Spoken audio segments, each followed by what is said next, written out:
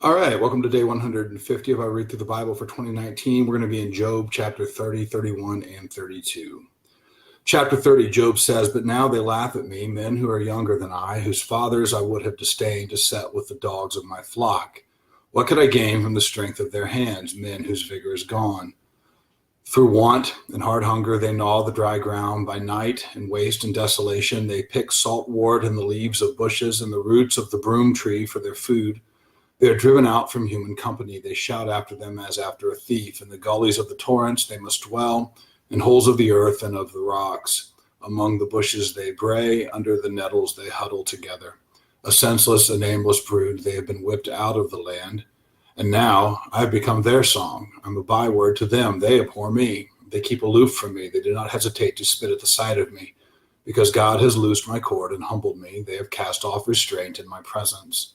On my right hand, the rabble rise. They push away my feet. They cast up against me their ways of destruction. They break up my path. They promote my calamity. They need no one to help them. As through a wide breach they come, amid the crash they roll on. Terrors are turned upon me. My horror is pursued as by the wind, and my prosperity has passed away like a cloud. And now my soul is poured out within me. Days of affliction have taken hold of me. The night racks my bones, and the pain that gnaws me takes no rest. With great force, my garment is disfigured. It binds me about like the collar of my tunic. God has cast me into the mire, and I have become like dust and ashes. I cry to you for help, and you do not answer me. I stand, and you only look at me.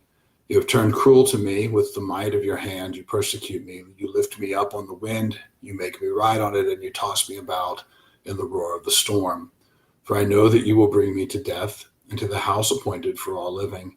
Yet does not one in a heap of ruins stretch out his hand, and in his disaster cry for help? Did I not weep for him whose day was hard? Was not my soul grieved for the needy? But when I hoped for good, evil came, and when I waited for light, darkness came.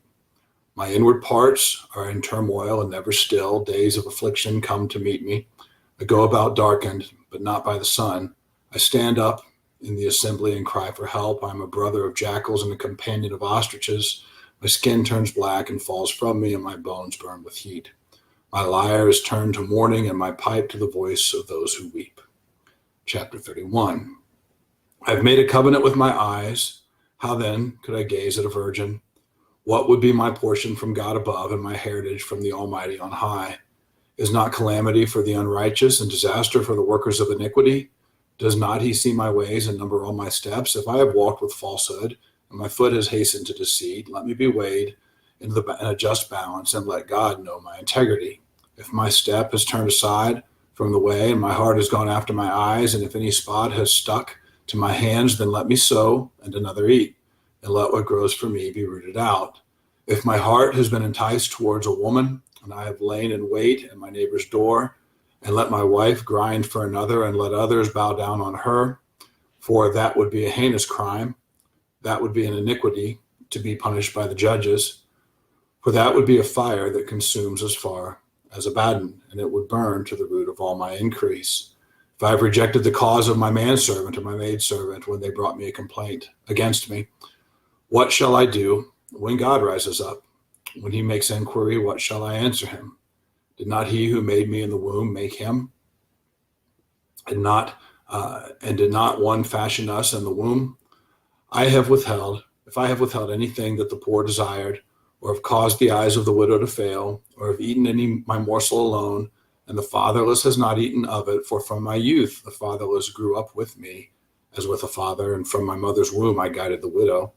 If I have seen anyone perish for lack of clothing, or the needy without covering, if his body has not blessed me, and if he was not warmed with the fleece of my sheep, if I have raised my hand against the fatherless because I saw my help in the gate, then let my shoulder blade fall from my shoulder, and let my arm be broken from its socket. For I was in terror of calamity from God, and I could not have faced his majesty.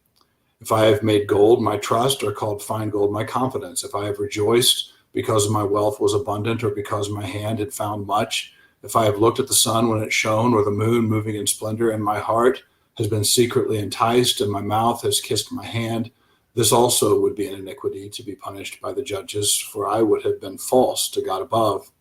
If I have rejoiced at the ruin of him who hated me, or exulted when evil overtook him, I have not let my mouth sin by asking for his life with a curse. If the men of my tent have not said, who is there that has not been filled with his meat? The sojourner has not lodged in the street. I have opened my doors to the traveler. If I have concealed my transgressions as others do by hiding my iniquity in my heart, because I stood in great fear of the multitude and the contempt of families terrifying me, so that I kept silence and did not go out of doors. Oh, that I had one to hear me. Here is my signature. Let the Almighty answer me. Oh, that I had the indictment written by my adversary. Surely I would carry it on my shoulder. I would bind it on me as a crown. I would give him an account of all my steps. Like a prince, I would approach him. If my land has cried out against me and its furrows have wept together, if I have eaten its yield without payment and made its owners breathe their last, let thorns grow instead of wheat and foul weeds instead of barley. The words of Job are ended. Chapter 32. So these three men ceased to answer Job because he was righteous in his own eyes. That Elihu, the son of Barachel, the Buzite of the family of Ram, burned with anger. He burned with anger at Job because he justified himself rather than God. He burned with anger also at Job's three friends because they had found no answer, although they had declared Job to be in the wrong. Now Elihu had waited to speak to Job because they were older than he. When Elihu saw that there was no answer in the mouth of these three friends, he burned with anger. And Elihu, the son of Barachel, the Buzite, answered and said, I am young in years, and you are aged. Therefore I was timid and afraid to declare my opinion to you. I said, let days speak, and many years teach wisdom. But it is the spirit in man, the breath of the Almighty, that makes him understand. It is not the old who are wise, nor the aged who understand what is right. Therefore I say, listen to me, and let me also declare my opinion.